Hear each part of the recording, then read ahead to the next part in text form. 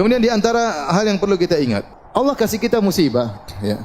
Allah kasih kita ujian. Di antara hikmahnya agar Allah ingin melihat seorang hamba beribadah dengan berbagai macam model ibadah.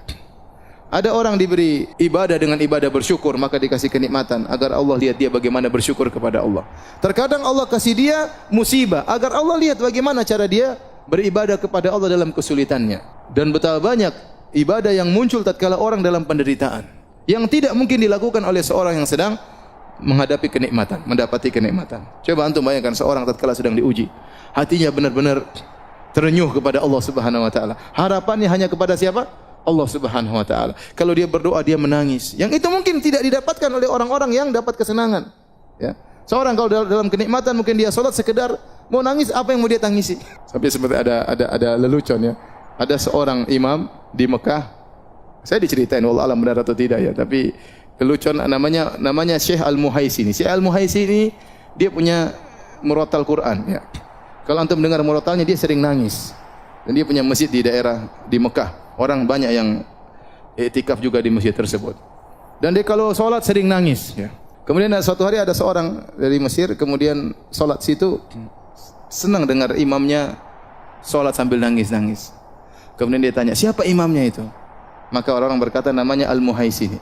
Sementara di samping-samping ada hotel-hotel namanya Al-Muhaisini, Al-Muhaisini. Itu yang punya hotel-hotel ini? Iya. Sudah punya hotel masih nangis katanya. Bisa jadi memang seorang dalam ketentramannya, dalam kebahagiaannya dia menangis, tapi itu jarang. Ibadah yang keluar dari hati seorang tatkala sedang diuji dengan musibah itu luar biasa, ya. Luar biasa. Makanya terkadang seorang lilit utang, dia berdoa kepada Allah Subhanahu wa taala. Dan utangnya tidak dilunas-lunaskan oleh Allah Subhanahu wa taala. Karena Allah tahu kalau utangnya lunas dia berhenti berdoa kepada Allah Subhanahu wa taala.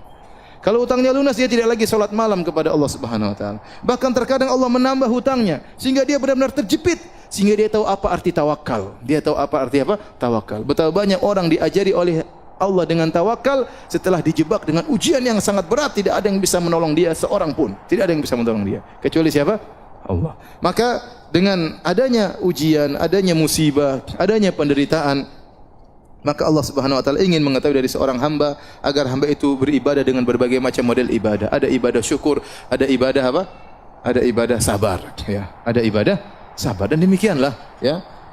Kita lihat Nabi Muhammad SAW beribadah dengan bersyukur, beribadah dengan bersabar. Kita lihat Nabi Sulaiman alaihissalam yang super kaya raya dengan dipenuhi dengan berbagai macam kenikmatan, dia juga pernah diuji oleh Allah Subhanahu wa taala.